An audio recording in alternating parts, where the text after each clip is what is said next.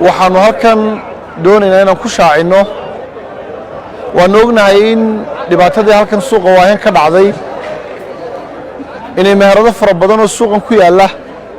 ay sababtay inay xidhnaadaan duruufta ayaa khasabtay in meheradaasi xidhnaadaan waanu jeclayn in meheraduhu wakhtigan ka horeeya in la furo dood badan markii la galay ee guddiga heer qaran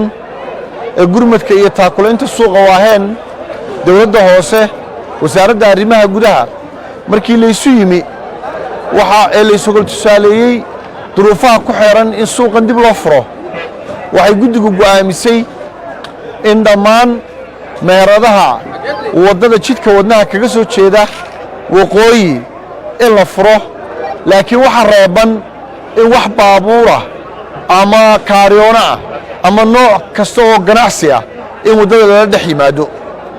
waxay guddigu oggolaatay in meherad kasta oo ka soo jeeda dhinaca waqooyi kaga soo jeeda jidka wadnaha in la furo oo qofkii lahaa uu furan karo hagaajisan karo nadiifsan karo qofkii u soo galana wax ka iibsan karo laakiin jidka hormara jidka wadnaha aynu dhex taaganay hadda waxaa ka reeban baabuurta waxaase loo ogoliyay dadku inay iyagoo lugaynaya soo galaan oo ay ka adeegtaan haddii adeeg ka qabsanayaan sidoo kale waxaa iyaduna guddigu isla garatay jidka ka taga telesom ee hormara hadiya ilaa uu ka gaadhayo halkaa iyo mataqaanaa basbaas iyadana wixii sekadda ka soo eegaya dhinaca galbeedka iyadana way furan yihiin way ganacsan karaan qofku meeradiisa ayuu hagaajisan karaa dadkuna iyagoo lugaynaya ka adeegan karaan isla waddada iyadana waxaa ka reeban wax baabuura inuu soo galo wax baabuura inuu maro ciidamada amniguna waxay ku amran yihiin gawaadhidu inaanay mari karin inaan la dhigan karin kaaryoona inaanu iman karin meherad inaan laga dhex furan karin laakiin qofkii shicbi wuu imanayaa wuu ka adeeganayaa isagoo oo lugaynayana wuu ka baxayaa alaabtuu iibsado isaga ayaa tunkiisa ku qaadanaya waana duruuf wixii meherad ah ee ka soo jeeda dhinaca koonfureed way sii xidhnaanayaan waayo waa meherado biyo badan lagu rusheeyey waa meherad dabkii laga jaray markaa iyagu ilaa iyo amar dambe way sii xidhnaan doonaan insha allahu tacaala sidaa maayarku sheegay markii aad loo daraaseeyey assessment badan la sameeyey baahida dadka la ogaaday ana eegnay maxaan ku dhahay rabadaan inay tahay caawa 10kii dhexda lagu bilaamo lagu jiro dadkuna xilligay wax iibsanayeen ay tahay dad fara badan oo waxa weeyaan guryoogii xidhan yihiinna ay waxa weeyaan codsi badan iyo codsi badan ay sameeyeen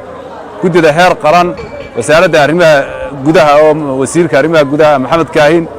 taliyaasha ciidamada booliiska dawladda hoose waxa la isla gartay sidaa maayarku sheegay jidka wadnaha dhismaha ama sekadaha ka soo bilaamo maxaan ku khayreeda halkaana masaajid jaamaca gaadha ee qaybta waqooyi ka soo jeeda dhammaantood inay furan yihiin dadkii lahaana inay furan karaan ay wax ka iibsan karaan dadka waxa reebanuun in baabuurta halkaa hadda lagu joojiyey waxa weeyaan khayreeda sidaasay u xidhnaanaysaa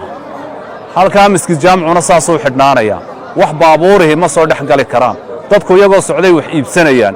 iyadoo la eegayo nabadgelyada iyadoo la eegayo isku socodka dadka iyadoo la eegayo inaana jaam ayna gelin maxaan ku dhahay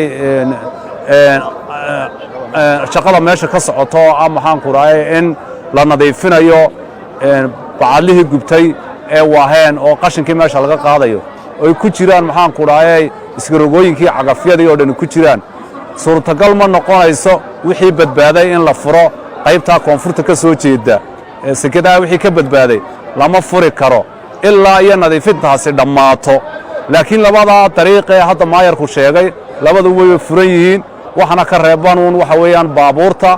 iyo kaariyoonayaasha iyo wixii kale ee iskarogooyinka dhammaan wixii baabuur oo dhan iyo wixii kaariyooni uu ka reeban yahay